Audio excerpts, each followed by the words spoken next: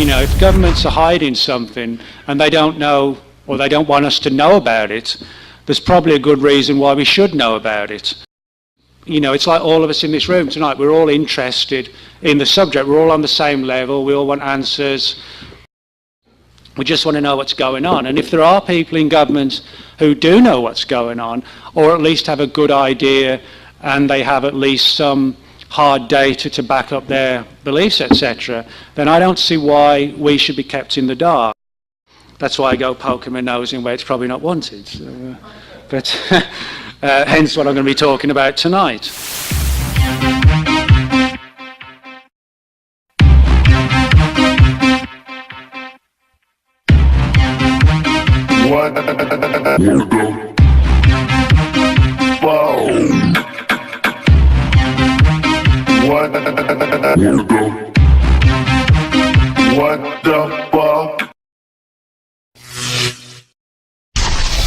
What I'm going to talk about tonight is a subject that I guess is kind of a strange one that most people don't really have much of an awareness of, and I didn't have much of an awareness of until I started to dig into it. Now, we all know, of course, that over the years agencies like the CIA, FBI, Air Force, they've all looked into the UFO phenomenon, but pretty much from the modern era, the 1940s onwards. But until I started to dig into this further, I didn't realise the sheer extent to which agencies had literally delved into things like the pyramids, Noah's Ark, the Dead Sea Scrolls, things like this. And of course, this begs a couple of questions. What is so significant about these events that attracts government interest? And why should the government be interested in the first place? You know, you would imagine archaeological mysteries would be something for archaeologists or historians or theologians, not for the finest minds in the Pentagon. And so I guess the battle was on for me to try and figure out what was going on and why. And to give you some sort of background as to how and why I do this sort of research that chiefly sort of focuses on what governments know about UFOs and related topics. My father was in the British Royal Air Force and he worked on radar. He was a radar mechanic and he was involved in several UFO incidents back in 1952 at the height of a NATO exercise called Mainbrace. And my dad was stationed at a base on the east coast of England called RAF Neatishead. And over the course of 3 or 4 nights in September 52, the radar personnel who were on duty reported tracking on the radar scopes these high-flying, fast-moving objects that nobody seemed to know what they were, but the first thought was, well, you know, it's the height of the Cold War, so it's got to be the Russians. You know, they've got to be launching some sneak attack or testing the defences of the nation to see if we could withstand an attack. So aircraft were scrambled from a nearby Air Force base, and the pilots reported seeing these. They didn't describe them as like classic flying saucers. They described seeing these very brightly lit objects. You kind of imagine a camera flash, where when you see a camera flash, you know, you get this huge sort of silver bright light and then it goes away. Well, if you imagine a camera flash that just doesn't stop flashing, you know, it's just there all the time. That was the intensity of what they were seeing. But as the guys were tracking these objects on the radar and as the planes were scrambled to intercept them, they clearly reacted to the presence of the aircraft, and the ground personnel who were working the radar said that as the planes approached them, the objects would shoot away at high speed and kind of play like a game of cat and mouse with them, where there was no outright hostility, but they would literally sort of play left and right hand turns and, as I said, cat and mouse type experiences, as if to sort of test, if you like, the extent to which our aircraft could potentially engage them in some sort of combat. Now, this went on for about 3 days and 3 nights. And there was never any outright hostility, and literally on every occasion all the aircraft were forced to return to base because they were just running out of fuel. They just couldn't stay up in the sky anymore. You know, if they did stay any longer, they'd just sort of fall down into the English Channel. And at the end of these encounters, everybody who was involved, from the radar mechanics like my dad, the radar operators, the pilots, the ground personnel, everybody was reminded of the fact that they'd signed the British government's Official Secrets Act. And the Official Secrets Act, anybody who works in the government has to sign this. And it basically prevents you from speaking about things that might have an effect on national security when you leave the job. So, in other words, it's from the government's perspective, it's like a protective piece of legislation to keep you quiet, if you like. So, when he told me this story, it got me interested for two reasons. One, because it was my own father, and I trusted him and knew that he had a background in the military.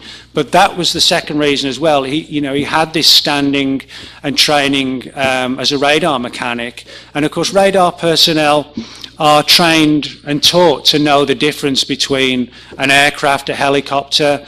A lot of people don't know that a very tightly packed flock of birds can actually be picked up on a radar screen, but radar operators are trained to know the difference between these different phenomena, and they can tell a solid object from an object that is just a mass of birds or whatever.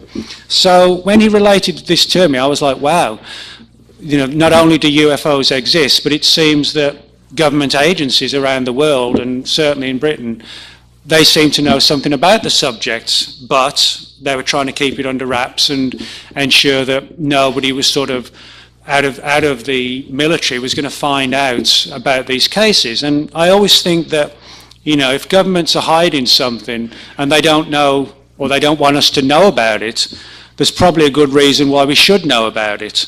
And so that has always been my approach, is being that I don't feel personally that government agencies have the right to decide who should know about what potentially could be one of the most important matters facing the human race. Why should 10, 20 or 30 people have the right to make that decision?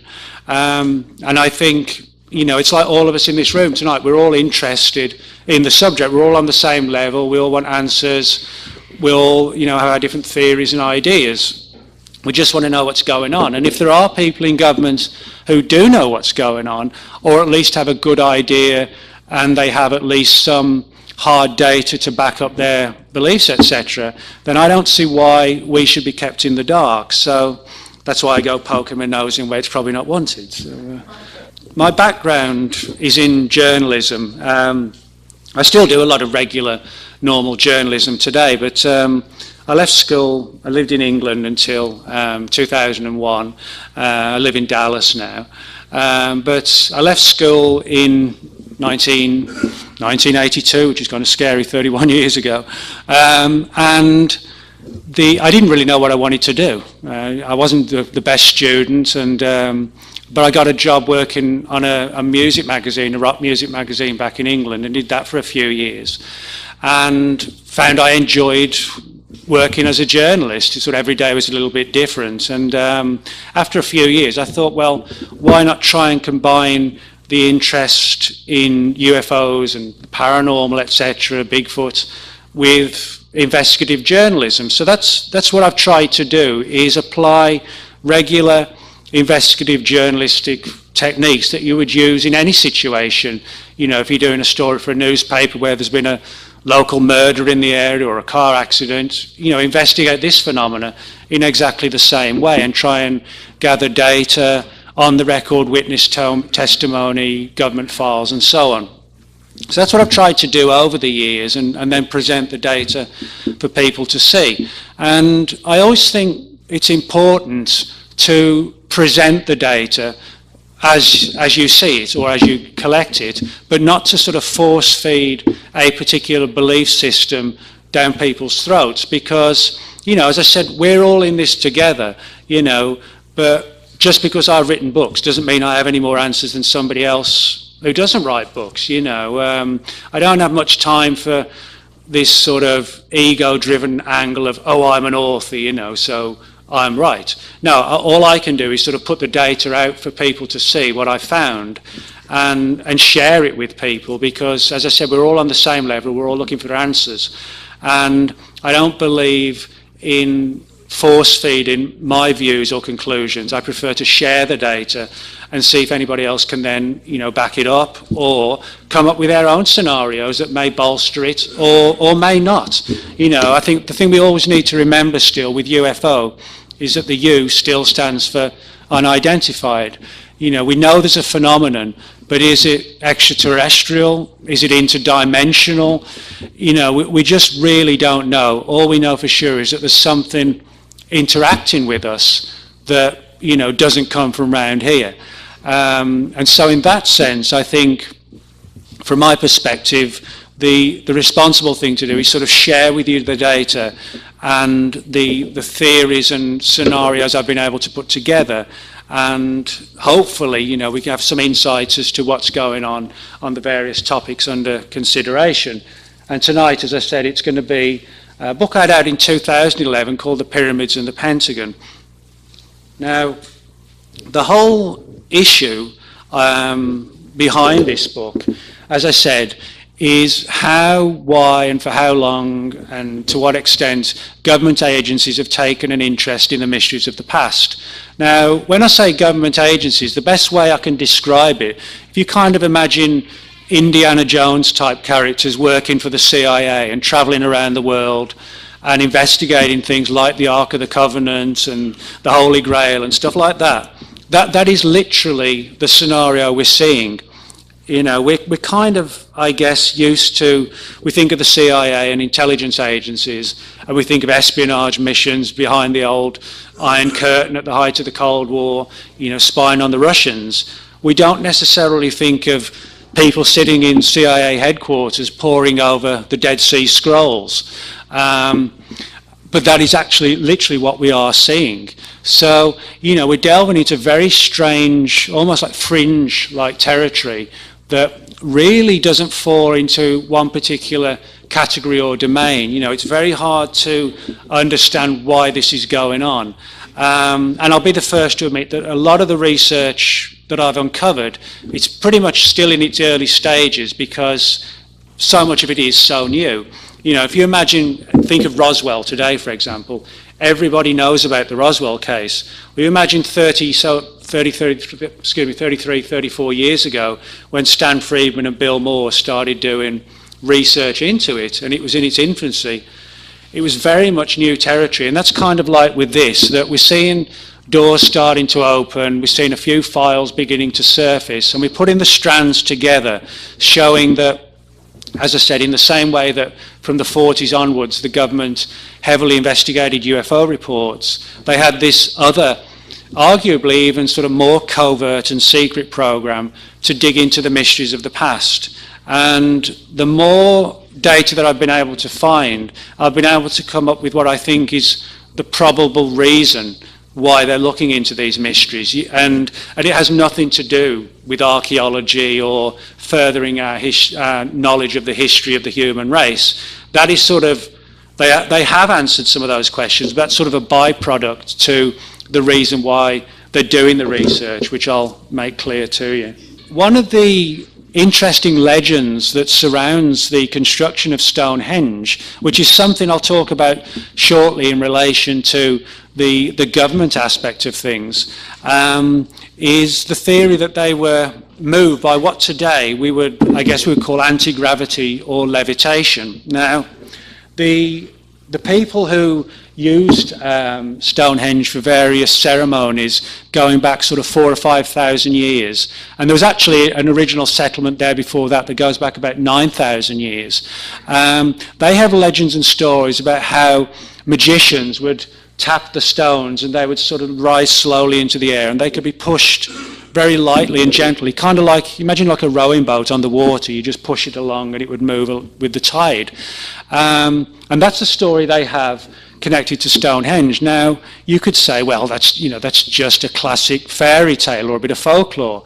But as I'll point out later, we find similar stories all over the place, from Egypt to South America to ancient Rome and ancient Greece. They all have these stories about the stones being moved by something along the lines of levitation. And this sort of got me interested, and I started doing research into a lot of these sort of folkloric legends around the world about how these massive stones are supposedly moved by very alternative means.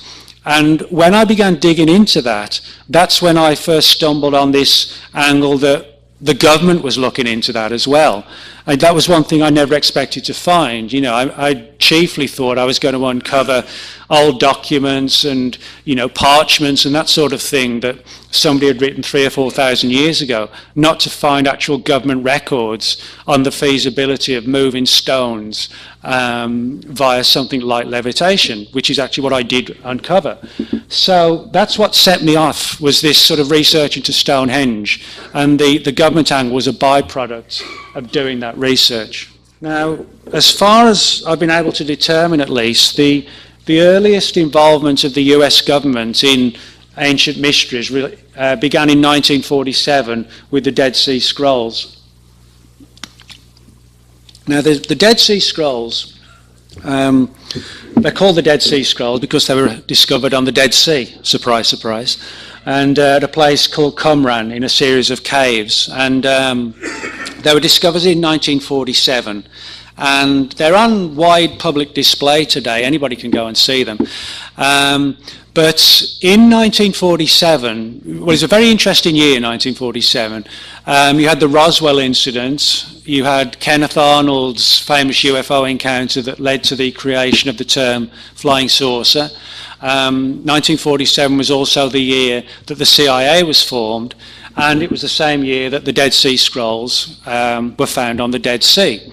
Now, when the CIA was created, they basically carried on the work of two previous intelligence groups, one of which existed in the Second World War and one post-war. One was called the Office of Strategic Services, the OSS, and the other one was called the Central Intelligence Group. And when the CIA was established, they basically offered jobs to all the guys who had previously been in those two organisations, said, hey, do you want to come on board for this new group we're setting up? And of course a lot of them said, yeah, sure. And one of those who did that was a guy named Miles Copeland. And Miles Copeland had been involved in the US intelligence community way back to the Second World War. And he spent a lot of time in the Middle East, specifically in Damascus. And he headed up the CIA office in Damascus, which operated out of the American embassy in the city as well. And just as an aside, this has nothing to do with it, but Miles Copeland, the chief CIA officer in Damascus, was the father of Stuart Copeland, who was the drummer in the Police. I say it's got nothing to do with with the story. I just thought it's just like one of those weird little things that I uncovered doing the research. So maybe Stuart knows a few secrets, who knows? But anyway, his dad, Miles Copeland, as I said, he ran the CIA office out of Damascus, and many years after he retired, we're talking 1947, he went public, I think it was like early 90s. He spoke about how one particular day somebody came to the embassy, and it was a guy who was described as dressed in like a flowing Bedouin type outfit and carrying some sort of package, and said to the person at the front desk, I need to see someone and speak to somebody about an important matter. And so they referred him to Miles Copeland, who took the guy up into his office and said, you know, what's it all about? And this character sort of, almost like an over-dramatic, mysterious fashion, opened up this package, and out came tumbling something like, very much like the Dead Sea Scrolls. Now, as I said, the acknowledged Dead Sea Scrolls are on public display today. You can go and see them. They're in a museum. But this particular scroll, which clearly seems to have been one of the original scrolls, obviously didn't make it to the public display. What happened was that it was shown to Miles Copeland, and the guy said to him, well, I need somebody to translate it. You know, this is an important find. Can you help me? And, you know, Copeland, yeah, he'd worked and lived there for a long time, but he certainly wasn't an expert in ancient Middle Eastern languages. But he had a friend and a colleague who was, a guy named Kermit Roosevelt, who did he wasn't an employee of the CIA, but he did a lot of contract research for the CIA and worked for them. So Copeland basically said to this guy, well, yeah, I've got this friend, he can research this, whatever this document is, whatever it says, do you want to come back and then we can give you the answers? And that apparently satisfied the guy, and he just kind of, again, sort of overly mysteriously vanished out the door, and he literally never did come back. It was almost like he wanted to offload this particular scroll, but did so under the guise of wanting answers and promising to come back. So Miles Copeland copied one by one the pages. He just photographed them all and printed off large-scale photographs, sent them to Kermit Roosevelt for analysis. And what happened then was that for some weird reason, that particular scroll became subject to a CIA classified order. That's to say that one of these ancient parchments from however many thousands of years ago entered the CIA, and somebody said, there's something significant about this, and they essentially put a top secret stamp on it. Now, this surprised even Miles Copeland, because like most of us, his first thought is, well, why on earth would the CIA have not just an interest in the scroll, they might want to look at it to try and decipher it for this guy, but why on earth would it then become a matter of national security? That didn't seem to make any sense at all. So he tried to find out more about it and could not get any answers. He never saw the scroll again. He never saw the photographs again. For all intents and purposes, the story was just as dead and buried as the scrolls had been for thousands of years. And it kind of mystified him, and he didn't really do anything else with it, because what else could he do? And so he just relegated it to one of those weird experiences that occurred during the course of his CIA career. Now, he did hear rumours that the scroll in question supposedly was a very early written version of what eventually became in the Bible, the book of Daniel. And supposedly it related to a lot of things like strange dreams and prophecies and trying to forecast the future and things like this on the part of Daniel.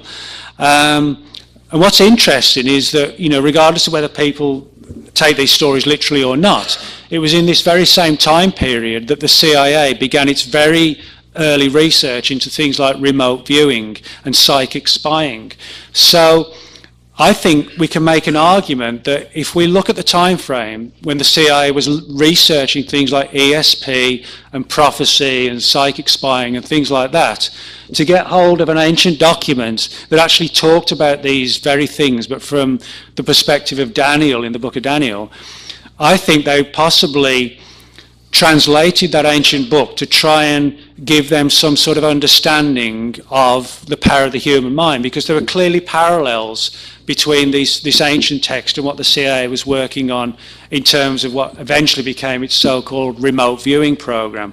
So what we're seeing here is probably the earliest example of why intelligence agencies have taken an interest in the mysteries of the past, and it's because where there's some sort of military potential or military capital gain, if you like.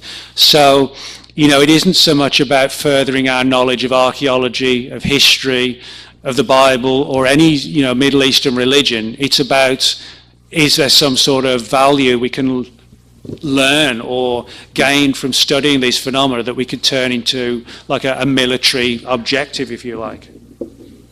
I hope that's sort of given you a few indications and ideas as to the history of how and why government agencies have looked into the ancient past and why they've done it, and how it also opens doors for a lot of secret history or lost history about our own civilization, that if that surfaces as well, which it may well do if these agencies have files on that also, which may well, if that surfaces, could potentially give us profound data and profound shocks as well in regard to our history as a civilization and the perils we might need to look for in the future to ensure that we don't go the same way potentially as some of these master societies that came before us, if you like. So thanks very much, and if anybody's got any questions, I'll be pleased to answer them.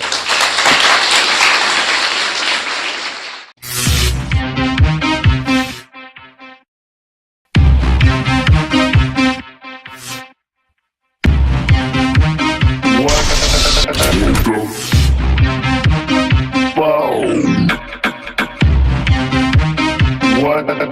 Wanna go?